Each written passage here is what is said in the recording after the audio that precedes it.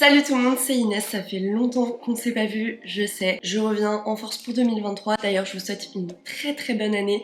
Il est jamais trop tard pour se le souhaiter. Aujourd'hui, je voulais vous parler d'un sujet qui me tient, ça fait très cliché de dire ça, mais qui me tient particulièrement à cœur, puisque je vais vous parler de ma relation avec la mode, / la fast fashion, etc.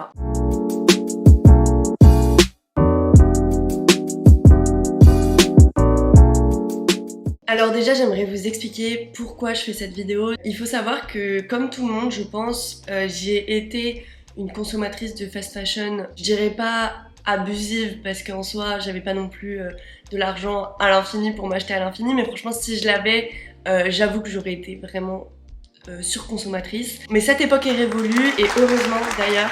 C'est pour ça que vraiment je suis personne pour blâmer qui que ce soit. Je vous encourage juste à déjà écouter cette vidéo et surtout à essayer de réduire petit à petit. Je sais que c'est pas facile, mais je vous jure que c'est faisable.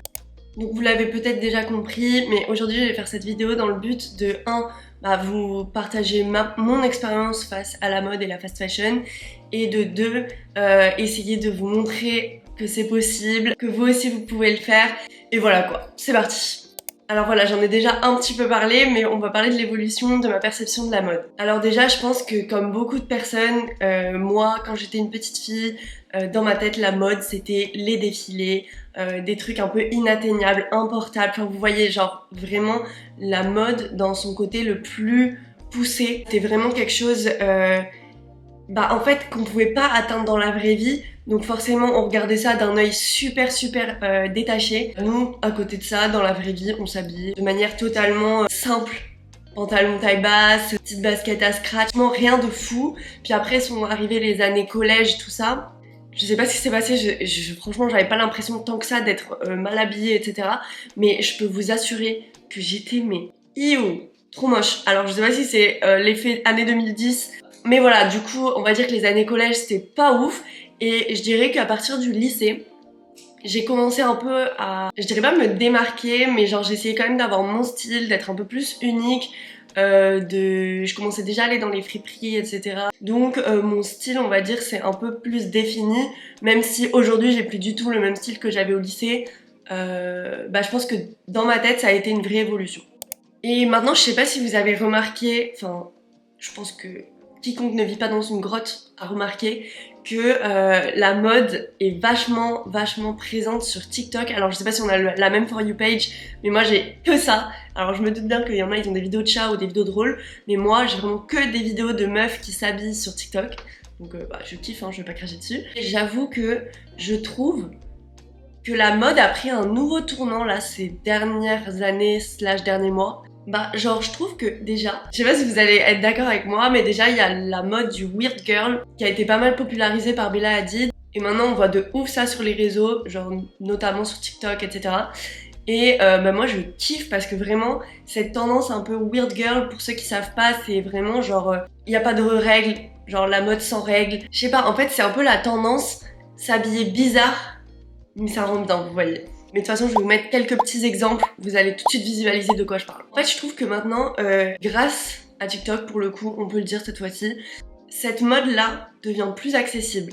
Et donc par rapport à ce que je disais avant de la mode sur les défilés qui était vraiment hyper loin de nous, et je trouve qu'aujourd'hui, grâce aux réseaux sociaux, cette mode-là est beaucoup plus accessible et donc on a moins peur, si je peux dire, ou moins, on a plus le goût d'oser essayer des trucs comme ça et tout.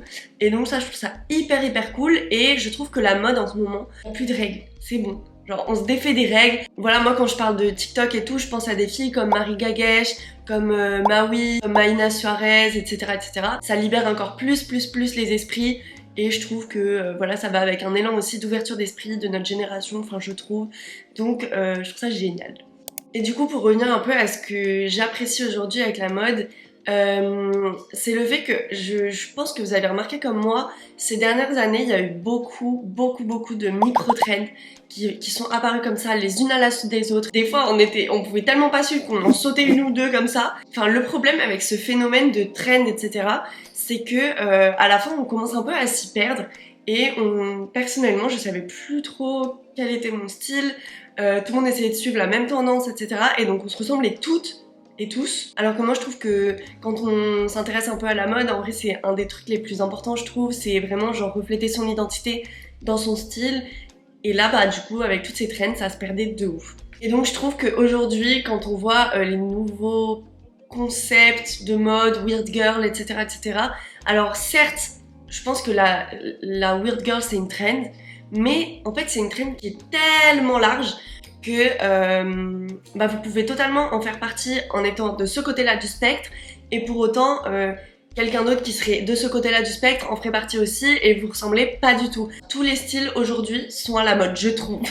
Par exemple, on peut passer du style de Mathilda Djerf qui est hyper simple, hyper épuré, style scandinave, etc. que j'adore, à un tout autre style qui est genre par exemple Bella Hadid avec sa tendance weird girl, etc. Donc vraiment rien à voir. Et tout ça en passant par la mode un peu Wednesday Addams, vous voyez, genre je dirais pas gothique mais dans ces inspirations là, noir et blanc, etc. On passe à la deuxième section de ma vidéo qui s'appelle comment j'ai arrêté la fast fashion à 80-90%, parce que je vais pas non plus mytho, parfois ça m'arrive d'aller en fast fashion, très rarement, mais quand je cherche un truc très précis, j'avoue que c'est plus pratique par contre.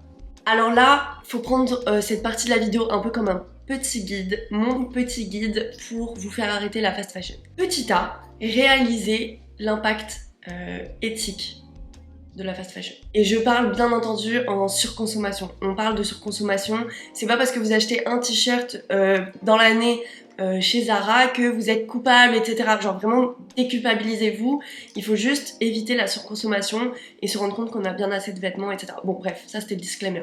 Ensuite, je voulais vous dire, vraiment se rendre compte de l'éthique de ces marques-là, tant sur le plan écologique que humain et j'en passe. Humainement parlant, vous n'êtes pas sans savoir, je pense que personne n'est passé à côté de cette histoire. Quand vous achetez chez Zara, chez Shein, etc., vous participez à de l'esclavagisme moderne. Voilà, donc c'est un secret pour personne. Aujourd'hui, on est tous au courant de cette histoire. Des personnes qui sont très mal payées, voire pas payées du tout, qui bossent dans des conditions déplorables. Donc vraiment, quand on achète dans ces marques-là, il faut être conscient qu'on participe à tout ça en fait, et à ce désastre humain, et voilà, et je pense que personne n'a envie de participer à ce genre de choses, et que si ça se passait devant vos yeux, vous feriez tout pour l'arrêter. C'est juste que comme c'est à l'autre bout du monde, on s'en détache, on fait comme si ça ne nous concernait pas et on continue d'acheter. Donc vraiment, il faut réussir à imprimer ça et réaliser que l'éthique humaine, ça va pas du tout et qu'on peut pas continuer comme ça. Il faut pas soutenir ce genre de pratiques, etc. Et ensuite, bien évidemment, par rapport à l'écologie, je pense que de toute façon, les gens qui vont regarder cette vidéo globalement font partie un peu de ma génération, et donc on est une génération qui de plus en plus a un peu peur pour l'écologie, pour notre planète tout simplement. Et aujourd'hui, la fast fashion, c'est clairement la première ou la deuxième industrie la plus polluante du monde. C'est-à-dire que pour produire des robes à 5 euros, des t-shirts à 1 euro chez Shein, etc., vous doutez bien que les matières qu'ils utilisent sont des matières créées à base de plastique, donc des matières très polluantes. Et en plus de ça, pour créer des micro-trends qui ensuite, au bout de 2 semaines, finiront au fond de votre placard et que vous n'en voudrez plus. Bref, voilà, donc sur un plan éthique en général, moral, écologique, etc., c'est vraiment une catastrophe la fast fashion. Et moi aussi, ce qui m'a vraiment fait arrêter, c'est que petit à petit, en fait à force de me renseigner sur le sujet, etc., petit à petit, dès que je rentrais dans une boutique, c'est comme si j'avais un peu des visions d'horreur, genre je voyais les vêtements partout. Déjà il y en a beaucoup trop, genre des vêtements partout, 15 000 t-shirts blancs, 15 000 robes, 15 000 trucs. Oh, et vraiment, en fait, ça commençait à me faire peur. Et j'imaginais toutes les petites mains qui ont fait ça et tout. Et en fait, ça m'a dégoûtée. Et du coup, je faisais demi-tour et je me cassais. Et en fait, petit à petit, donc 1 fois, 2 fois, 3 fois. Et à la fin, j'avais même plus envie de rentrer là-dedans. Ça me trigger en fait. Les boutiques de fast fashion me trigger, genre, je vous jure. Du coup, voilà, je vous invite à faire un peu la même chose. Donc, dès que vous rentrez dans une boutique de fast fashion, juste imaginez les petites mains qui ont fait vos vêtements et je vous jure que vous allez vite faire un marche arrière. Petit B, réalisez que les vêtements, en plus de ça, ne sont pas si ouf que ça. Vraiment. Et en fait, j'ai vu une vidéo il y a pas longtemps de Cyrus North Et il parlait, donc là ça avait rien à voir, ça parlait de la Coupe du Monde, enfin rien à voir. Mais ça parlait de la Coupe du Monde et du boycott, et en fait, je vous mettrai la vidéo si ça vous intéresse d'ailleurs, parce que je l'ai trouvée très intéressante. Et c'était un peu comme une dissertation sur le boycott. Et en gros, le boycott pour lui, c'est beaucoup plus facile de boycotter quelque chose quand à la base, vous n'aimez pas ça. Parce qu'il y a beaucoup de gens qui ont dit ouais, je vais boycotter la Coupe du Monde, mais à la base, ils regardent pas le foot. Donc évidemment, pour ce genre de personnes, c'est très facile de boycotter. En revanche, pour quelqu'un qui est fan de foot, la Coupe du Monde, c'est genre THE événement de l'année. Donc forcément, c'est beaucoup plus compliqué pour lui de boycotter. Même s'il y a des raisons éthiques, etc. Donc, mon point B, pour en revenir à nos moutons, si vous n'aimez pas la fast fashion, ce sera beaucoup plus facile de la boycotter. Big brain. Alors moi déjà je me suis rendu compte que les vêtements que j'avais achetés en fast fashion, bah généralement je les aimais pas plus de 6 mois on va dire, que de 2, après un lavage ou 2 ils boulochaient, enfin la qualité était vraiment pas ouf. Et comme je disais tout à l'heure, les micro-traînes, donc au bout d'un moment, bah quasiment la totalité des vêtements que j'ai achetés en fast fashion, mis à part les basiques en coton ou des trucs comme ça, et bah mis à part ça, franchement, y a rien qui était beau. Et donc, j'ai commencé à vraiment plus aimer. Maintenant, dès que je rentre dans une boutique de fast fashion, bah, il y a vraiment rien qui m'inspire. Ça me fait aucun effet.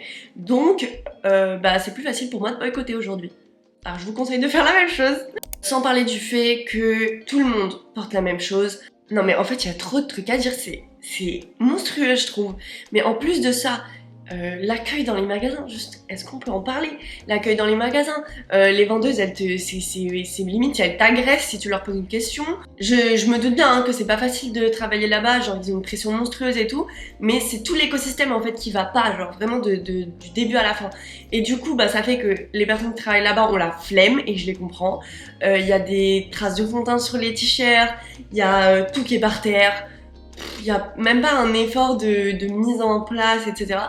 Et donc, bah ça déjà, moi, ça m'a lassée. Pour la dernière partie de cette vidéo, j'aimerais vous parler de ma consommation aujourd'hui. Alors déjà, j'achète principalement en friperie et sur Vinted. Les friperies, c'est vrai qu'il faut avoir un peu de temps, mais pour le coup, c'est vraiment une partie de plaisir. T'arrives, enfin, en fait, le fait de pouvoir chiner des pièces uniques, pour moi c'est vraiment un plaisir. Après je comprends que ça soit pas forcément le kiff de tout le monde, c'est pour ça que Vinted existe et que c'est tellement plus facile, tu scrolles, t'écris vraiment ton filtre de recherche, le truc le plus précis du monde, et t'auras tout ce que tu veux sur Vinted. Et moi je trouve ça juste génial. Mais voilà, après moi je préfère toujours l'expérience en boutique, genre physique, voir les vêtements, les essayer, etc. Mais pour ceux qui ont la flemme, Vinted, meilleure option. Après moi j'avoue je passe rarement le pas sur Vinted, je sais pas pourquoi. Je pense que j'ai encore un blocage avec les achats en ligne, mais en fait ça me fait peur que la coupe soit pas bonne, et comme on peut pas renvoyer, bah moi ça me fait un peu peur. Donc je préfère toujours aller en fripe, mais si vous avez pas le temps. Après comme je le disais, je consomme pas à 100% en seconde main. Voilà, des fois je m'autorise quand même des petits écarts, parce que on n'est pas non plus là pour se priver, et comme je disais, tant que vous n'êtes pas dans la surconsommation, je trouve que ce n'est pas un gros problème. C'est vrai que j'aime beaucoup les basiques de chez Uniqlo, alors c'est vrai que j'y vais souvent, genre ça c'est les vêtements e-tech, les vêtements techniques là de chez Uniqlo, et c'est vrai que ça me sauve mon hiver, genre j'ai jamais froid, c'est trop bien, ils sont de bonne qualité. Voilà, donc privilégiez toujours des matières qui sont pas plastiques, type genre pas polyester, etc. Personne n'est parfait, tant que chacun fait un petit effort et rajoute sa pierre à l'édifice, ça fera déjà avancer beaucoup les choses. En plus de ça, acheter des basiques, je pense que c'est vraiment ok, parce que c'est des trucs qui vont vous durer dans le temps. Comme je disais, c'est pas des micro-traînes que vous laissez au fond du placard au bout de 2 semaines. Ça, c'est un t-shirt blanc, vous l'utiliserez limite toute votre vie si vous en prenez soin. Donc c'est pour ça, privilégier des bons basiques, de bonne qualité de préférence, et voilà quoi.